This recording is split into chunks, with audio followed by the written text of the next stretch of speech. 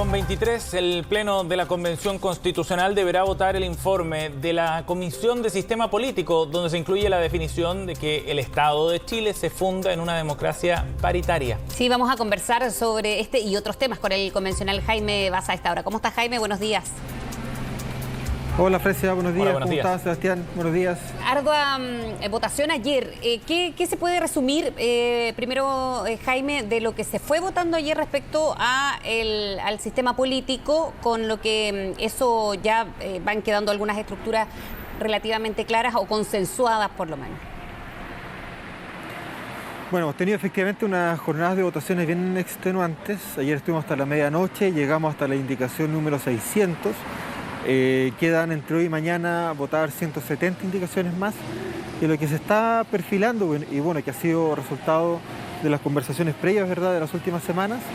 es que vamos a tener un modelo presidencial atenuado. Esto es un presidente o presidenta de la República elegida por sufragio universal,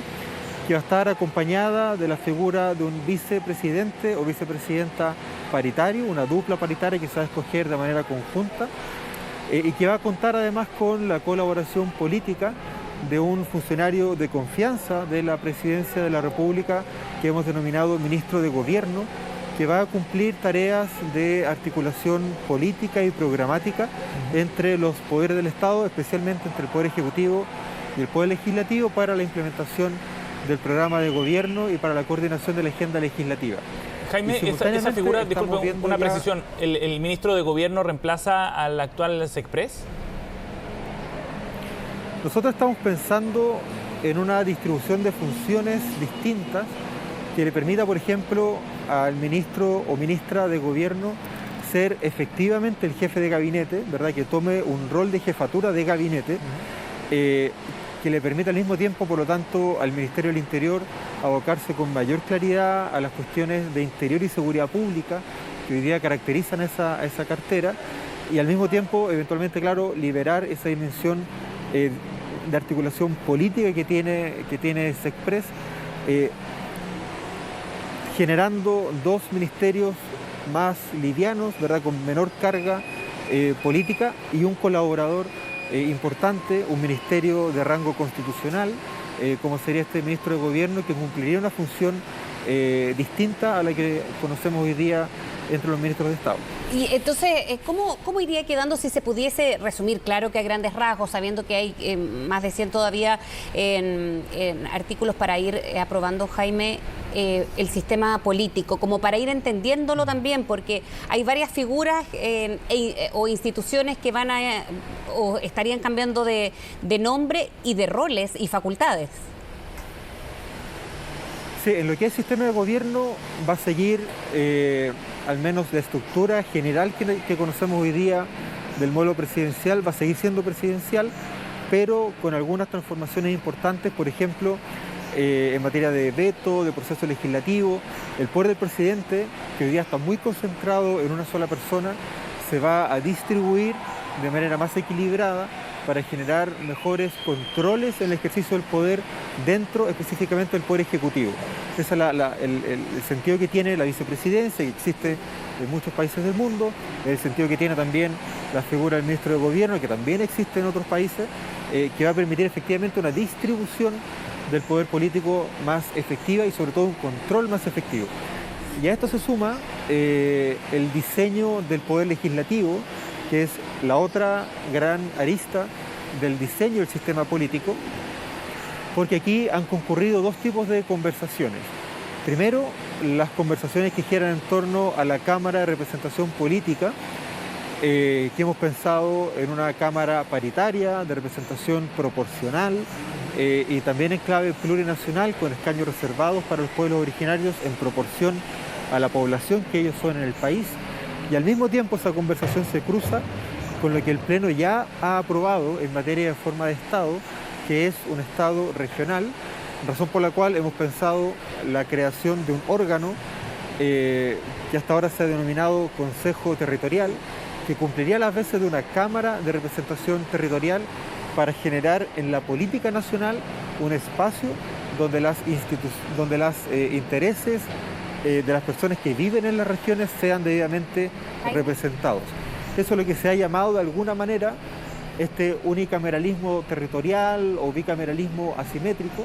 que permite que dos órganos distintos representen por un lado la voluntad popular y por otro lado la voluntad de las regiones, y que puedan generarse ahí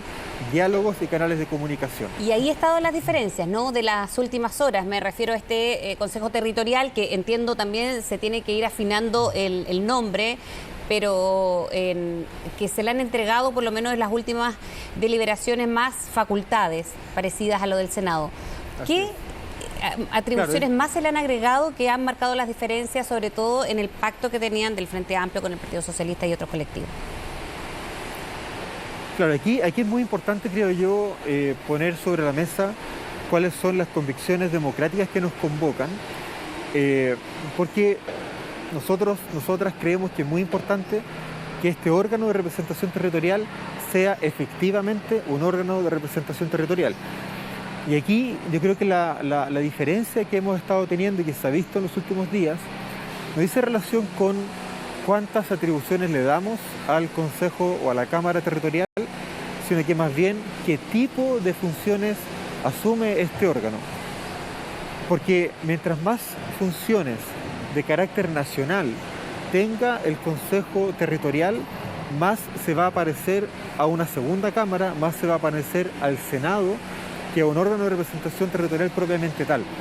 Y esa es una cuestión que es muy sensible para la estabilidad y para la coherencia del diseño que estamos pensando, porque recordemos que ya hay un Estado regional aprobado por parte del Pleno, hay una demanda de representación territorial importante, ¿verdad? Las regiones efectivamente nos hemos sentido postergadas y excluidas de los procesos de toma de decisiones, y una de las principales críticas por lo demás que se le hizo a la propuesta unicameral fue precisamente que carecía de un espacio de representación territorial para las regiones. Entonces, para poder responder efectivamente a esas inquietudes y diseñar al mismo tiempo un sistema que sea coherente, es fundamental que esta segunda Cámara, que este órgano, este Consejo Territorial, sea pensado como un Consejo de Representación Territorial propiamente tal y no como un Senado. Porque si vamos a replicar la lógica de atribuirle cada vez más atribuciones de carácter nacional al órgano de representación territorial,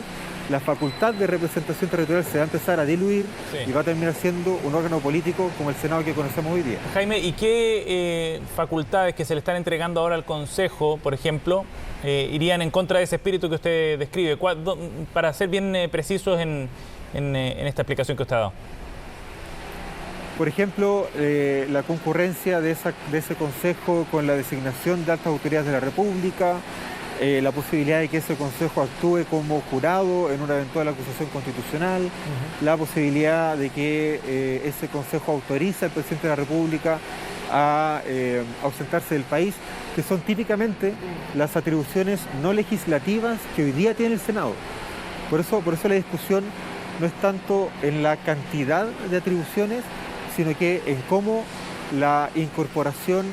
inorgánica y poco reflexiva, a mi juicio, de atribuciones sobre el Consejo Territorial empieza a desvirtuar las características del órgano que habíamos diseñado y por lo tanto empieza a hacer tambalear también el propio acuerdo que habíamos conseguido para destrabar esta diferencia que había entre quienes proponíamos un diseño unicameral y quienes proponían un bicameral. Sí. Yo creo que ese elemento es clave del diseño para poder darle coherencia a lo que estamos trabajando y votando en este momento. Ajá. Jaime, en ese sentido hay mayores atribuciones, un mayor poder desde el punto de vista simbólico también en lo que significa tener esa segunda Cámara, más allá de los efectos prácticos que tiene respecto al resto del diseño.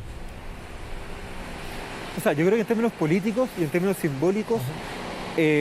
la existencia de este Consejo Territorial es una cuestión única en la historia de Chile, porque aquí se cruza, aquí es donde el diseño empieza de alguna manera a cuajar, ¿verdad? El Consejo Territorial va a ser presidido por el vicepresidente de la República. Entonces vamos a tener un presidente que va a estar a cargo del manejo del Estado y del gobierno, un vicepresidente que va a tener atribuciones más bien de coordinación y articulación en la política territorial, como un presidente con derecho a voz, pero no con derecho a voto del Consejo Territorial, y un ministro de gobierno a cargo de la gestión política, de la agenda legislativa nacional y de la implementación del programa de gobierno. Entonces, desde esa perspectiva, efectivamente, yo creo que va a ser muy importante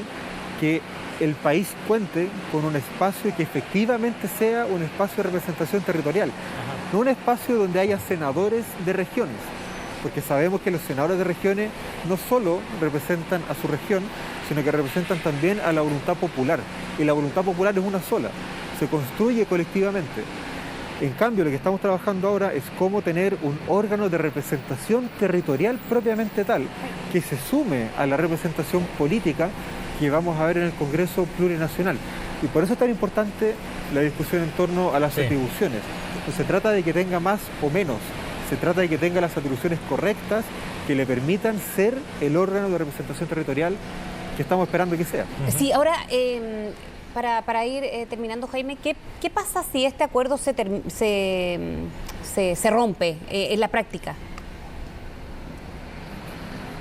Bueno, si ese acuerdo se tensiona tanto que eventualmente se termina por romper, lo que va a pasar es que va a llegar una propuesta de régimen político con mayoría, con apoyo mayoritario en la comisión, pero no con los 2/3 suficientes para ser aprobado por el Pleno,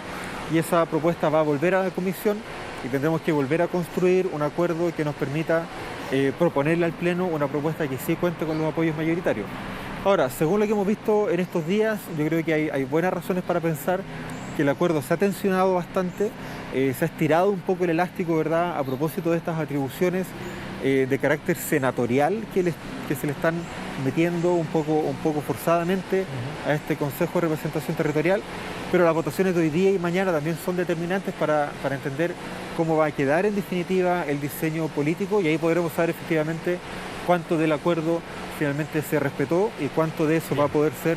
validado posteriormente por el Pleno. Bien, Jaime, gracias por conversar con nosotros esta mañana, muy amable. Muy bien. Que tenga buen día, nos vemos.